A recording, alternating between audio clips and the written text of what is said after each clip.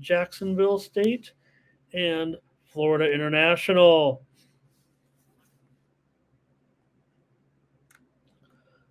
Call up the latest line here and see what we're dealing with. Jacksonville State, oh, they're definitely up to an 8.5 or 9 point favorite, even. Let's call it 9 here, I think, is what we should do. And the total is 47. Okay.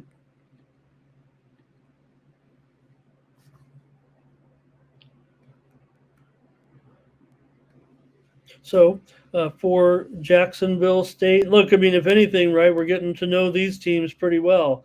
Uh, Maybe that's why we play these Tuesday nighters because what happens is we get to see all their games, right? We're plenty familiar with Sam Houston, Jacksonville State, at this point, Liberty, Louisiana, all those teams. Jerry Kill was going to murder that guy last night after that penalty there at the last play of the game. Dwight's ready for Jacksonville State already.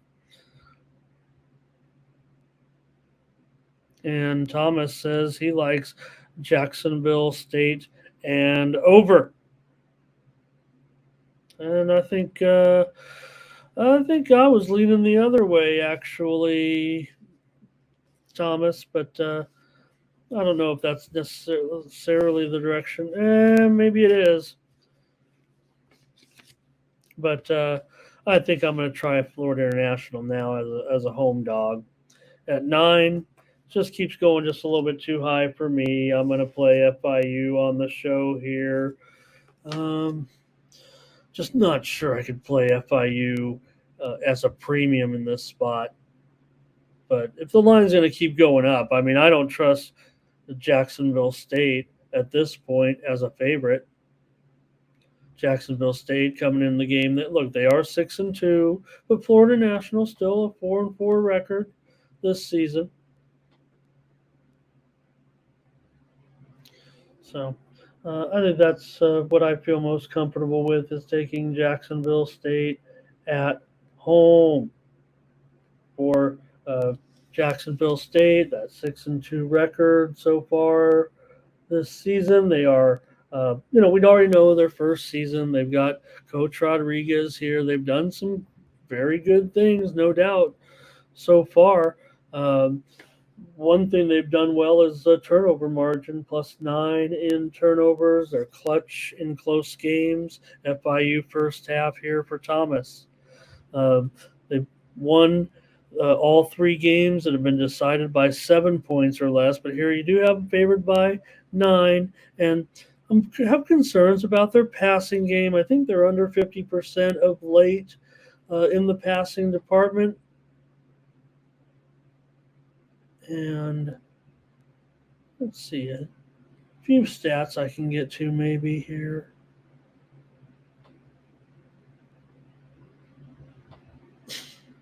Oh,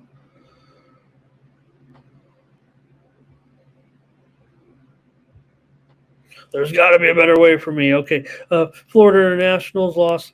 Been losing a few games for sure of late. Now, last week they won in overtime. That was definitely a bright spot considering um, where they, you know, where they stand right now at just 2-2. But being able to get that win in overtime, look, they've been a very, very dismal team against the spread. That's probably why I can't get on them here necessarily as a premium because they've always been just garbage. I mean, they're 8-21 in their last 29 conference games against the spread, 2-8 against the spread against teams with a winning record. I can't prove to you that FIU is the side with any of my trends, but I just have to trust them here at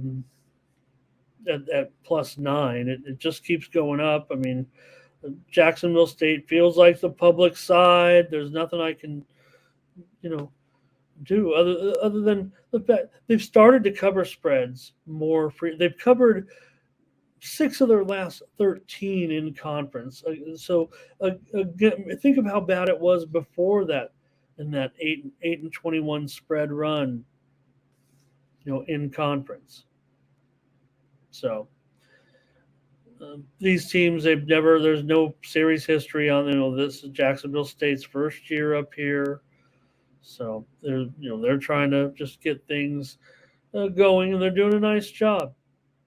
And ever since this coach has come in for FIU, they've been home underdogs 7 times over last season plus, and he is 4-3. So I think I'm going to take them here. Look, Jacksonville State, uh, they only have 7 touchdown passes this season, and they have 5 interceptions.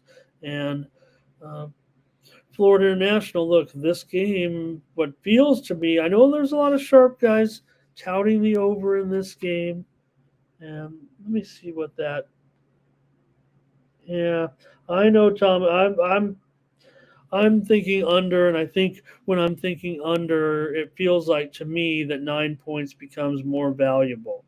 Darren's talking about a teaser here tonight, and I'm okay with it because I want Florida International plus 8.5 or 9 here. I see 9. I see a lot of 9s. I see 8.5 over my right shoulder here. Jacksonville should say Jacksonville State. Mighty scoreboard back there. Are you there? But is Jacksonville State, not Jacksonville, because there is a Jacksonville. We know that they don't play football at this level. All right, give me Florida International here. I'm going to take them plus 9 today in this one. They passed for over 1,800 yards this season. They only have 6 touchdown passes as a team as well, and 8 interceptions. But I said they've never met, but I actually do show a meeting here 3 years ago, and Jacksonville State won 19-10 as a 10-point favorite. So, I don't know. I was reading my notes, and then I'm looking at the head-to-head over here. All of a sudden, bad research. All right, give me Florida International. Texas El Paso is going to take on Sam here tonight. We know all about these teams. In this one, you have Sam now up to a 3.5-point favorite tonight. Sam comes in, of course, without a win. So, if anything, I guess the spread is supposed to be telling us something in this one. Sam is not only a 3.5-point favorite, but they opened 1.5. So the action's on Sam, I guess. I don't know how. I don't know why. I kind of want to take UTEP here in this one. And that the total at 36.5, though, too. I mean, that's pretty low, but I feel like it's going to be a low-scoring game. Maybe I better do that with my free play because I don't think I can get on a premium at 36.5, but I think it's going to be very, very close to that, and I think it's going to stay under. It was as high as 38.5, so definitely not getting the best price. Now, UTEP's been, they've been kind of going over a little bit, and so has Sam, but we're trying, Sam's had some real, they picked up the scoring of late, right? Because we know that they started the season with, just 14 points in the first game, 16 points in the second game. Since then, they've all scored more than this total here. But against UTEP, it feels like we're going back. And then Ferner says, Ramon, check the injury status of the UTEP quarterback. Make sure you tell us about the injury report. So I'm showing McNamara still questionable for tonight, but it was a concussion, so that is of serious note. So I'm sure that probably is part of the move. Thank you, Ferner. And Dwight says, yeah, but Like I said, they were also favored in last week's game against FIU, and they lost 33 to 27 as a 5-point favorite. And the total in that one was 42. Ray says, "Give me Sam." Darren said that, and I like, um, they've covered. They're 3-3-1 against the spread in in that 0-7. So they're definitely getting a fair shake. And I think at the spread, I don't know if I trust them though. I almost want to lean UTEP here, but let me take the under because that's pretty low. I don't want to scare anybody off. I don't want to scare the subscribers here, and I'm kind of scared. But it does feel like, even though all the Sam scores keep going up here, Bello here today. Hello, Bello. I think this one gets back to those other games a little bit, like we saw against um, BYU. If Sam has trouble, scoring. So I'll take the under here at 36, 36 and a half. And I'll probably lean UTEP, even though I've been championing Sam here. It feels like for most of the season. Even from the get go, even when we lost that game 14-0, we covered that one. Remember, with Sam. Remember, even though they lost those first two, they covered against uh, BYU and Air Force.